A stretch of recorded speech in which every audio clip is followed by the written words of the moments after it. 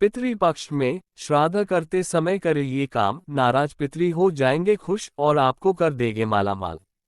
पितृपक्ष में श्राद्ध, तर्पण और पिंडदान का एक अपना अलग ही महत्व होता है। हर साल भाद्रपद मास के शुक्ल पक्ष की पूर्णिमा तिथि के दौरान पितृपक्ष की शुरुआत होती है। पूर्णिमा तिथि का श्राद्ध 29 सितंबर को होगा और इसका समापन पितृ अमावस्या यानी 14 अक्टूबर को होगी। पितृपक्ष में पूर्वजों की मृत्यु की तिथि के अनुसार उनका श्राद्ध किए जाने की परंपरा है। जिस जातक के पूर्वज की मृत्यु हो गई है और उन्हें पितर की मृत्यु का निर्धारित समय पता नहीं है, तो ऐसे में जातक सर्वपितृ अमावस्या के दिन पिंडदान कर सकते हैं। बता दें कि श्राद्ध पक्ष पितरों के लिए समर्पित होती है। आइए जानते हैं कि इस साल कब और कैसे तर्पण और पिंडदान करना चाहिए। आइए पहले जानते हैं तर्पण के प्रकार। सामान्य शब्दों में कहें तो तृप्त करने की क्रिया को तर्पण कहा जाता है। पितरों के लिए किए गए मुक्ति कर्म को श्राद्ध तथा तंडुल या तिल मिश्रित जल अर्पित करने की क्रिया को तर्पण कहते हैं। ज्योतिषाचार्य के अनुसार तर्पण के 6 प्रकार के होते हैं। नंबर 1 देव तर्पण, नंबर 2 ऋषि तर्पण, नंबर 3 दिव्य मानव तर्पण, नंबर 4 दिव्य पितृ तर्पण, नंबर 5 यम तर्पण, नंबर 6 मनुष्य पितृ तर्पण। आइए अब जानते हैं कुछ खास नियमों के बारे में। श्राद्ध का भोजन पूरी शुद्धता से बनाना चाहिए। भोजन बनाने से पहले किचन और गैस को अच्छी तरह से साफ कर लें। भोजन में प्याज लहसुन का इस्तेमाल नहीं करना चाहिए। आइए अब जानें श्राद्ध का भोजन ब्राह्मण को कब कराना चाहिए। श्राद्ध का भोजन ब्राह्मण को हमेशा सूरज चढ़ने के बाद करवाएं। माना जाता है कि सूर्य की किरणों से ही हमारे पितर भोजन को ग्रहण करते हैं। ऐसे में सूर्य का प्रभाव जितना अधिक होगा, पितरों को भोजन उतने अच्छे से मिल पाएगा। और इन बातों का विशेष ध्यान रखें। ब्राह्मण को भोजन जब तक न करा दें तब तक स्वयं भी भोजन न करें। ये आपके पितर के प्रति आपकी श्रद्धा को व्यक्त करता है। इसके अलावा ब्राह्मण को भोजन करवाते समय मौन रहें। अगर किसी चीज की जरूरत हो तो इशारे में कहकर मंगवाएं। श्राद्ध का भोजन प्रसाद के तौर पर ग्रहण करें। श्राद्ध का भोजन प्रसाद की तरह होता है, इसमें कोई कमी नहीं निकालनी चाहिए। ब्राह्मण को भोजन करवाते समय भी उससे ये न पूछे कि भोजन कैसा बना है। ब्राह्मण भोज के बाद आप स्वयं भी उसे प्रसाद के तौर पर ग्रहण करें। आइए जानें कुछ महत्वपूर्ण बात के बारे में। श्राद्ध का भोजन या तो पत्तल में खिलाएं या चांदी, कांसे के बर्तन में खिलाएं। कांच या मिट्टी के बर्तन का इस्तेमाल बिल्कुल न करें। ब्राह्मण को भोजन करवाने के बाद उसे श्रद्धानुसार दान दक्षिणा जरूर दें और चलते समय पैर छूकर उनका आशीर्वाद लें। और यह काम जरूर करें। ब्राह्मण भोज को कराने के बाद पितरों को मन में याद कर भूल चूक के लिए क्षमा याचना करें। इसके बाद अपना व्रत खोलें और प्रसाद ग्रहण करें और पूरे परिवार को करवाएं। रात के समय दक्षिण दिशा में पितरों के नाम का सरसों के तेल का दीपक जलाएं। इस विधि से मिलती है पितरों की आत्मा को शांति मिलती है। जिस दिन श्राद्ध करना है उस दिन स्नान करने के बाद पूरे घर की साफ सफाई करें। घर में गंगाजल और गौमूत्र भी छिड़कें। इसके बाद दक्षिण दिशा में मुंह रखकर बाएं पैर को मोड़कर और बाएं घुटने को जमीन पर टिका कर बैठ जाएं।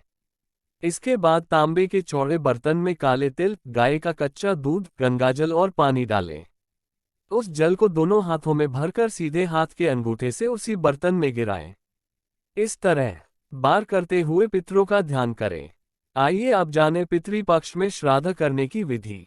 1. महिलाएं शुद्ध होकर पितरों के लिए भोजन बनाएं। ध्यान रखें कि भोजन बनाते समय किसी भी प्रकार की गलती न करें। 2. अब आप किसी श्रेष्ठ ब्राह्मण को न्योता देकर बुलाएं। ब्राह्मण को भोजन करवाएं और निमंत्रित ब्राह्मण के पैर धोकर कुछ चीजों का दान अवश्य करें। ऐसा करते समय पत्नी आपके दाहिनी तरफ होना चाहिए। 3. आपको इस बात की विशेष रूप से ध्यान रखने की जरूरत होगी कि ब्राह्मण या किसी गरीब को भोजन परोसते समय प्रसन्न होकर ही भोजन परोसे। भोजन के उपरांत यथाशक्ति दक्षिणा और अन्य सामग्री दान करें। आइए अब जानें पितृपक्ष में श्राद्ध करने के नियम। 1. पितरों के निमित्त अग्नि में गाय के दूध से बनी खीर अर्पण करें।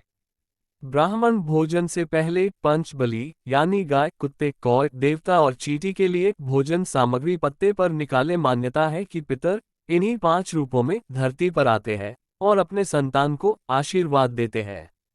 2. दक्षिण दिशा में मुंह कर कुछ जौ, तिल, चावल और जल लेकर संकल्प करें और 1 या 3 ब्राह्मण को भोजन कराएं। इसके बाद और 1 या 3 ब्राह्मण को भोजन कराएं।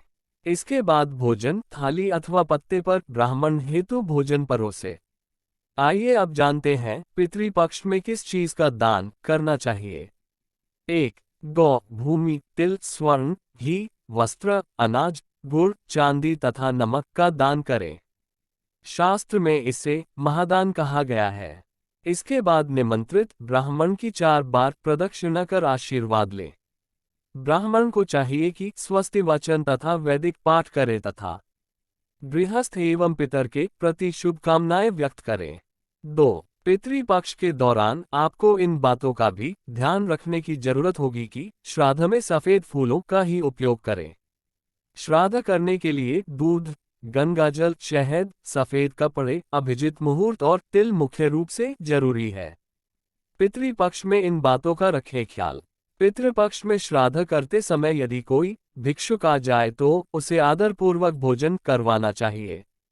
जो व्यक्ति ऐसे समय में घर आए याचक को भगा देता है उसका श्राद्ध कर्म पूर्ण नहीं माना जाता और उसका फल भी नष्ट हो जाता है। शाम के समय न करें श्राद्ध। शुक्ल पक्ष में, रात्रि में और ऐसे दिन जब 2 तिथियों का योग एक ही दिन हो रहा हो तथा अपने जन्मदिन पर कभी श्राद्ध नहीं करना चाहिए। धर्म ग्रंथों के अनुसार सायंकाल का समय राक्षसों के लिए होता है। ये समय सभी कार्यों के लिए निंदित है। अतः शाम के समय भी श्राद्ध कर्म नहीं करना चाहिए। पितरों का पसंदीदा भोजन। पितरों की पसंद का भोजन दूध, दही, घी और शहद के साथ अन्न से बनाए गए पकवान जैसे खीर आदि हैं। इसलिए ब्राह्मणों को ऐसा भोजन कराने का विशेष ध्यान रखें। तैयार भोजन में से गाय, कुत्ता, कौवा, देवता और चींटी के लिए थोड़ा सा भाग जरूर निकालें। इसके बाद हाथ में जल, अक्षत, फूल और तिल लेकर ब्राह्मणों से संकल्प लें। पितृपक्ष में भोजन के नियम। पितृपक्ष में कुत्ते और कौए के निमित्त निकालें भोजन कुत्ते और कौए को ही कराएं, किंतु देवता और चींटी का भोजन गाय को खिला सकते हैं। इसके बाद ही ब्राह्मणों को भोजन कराएं।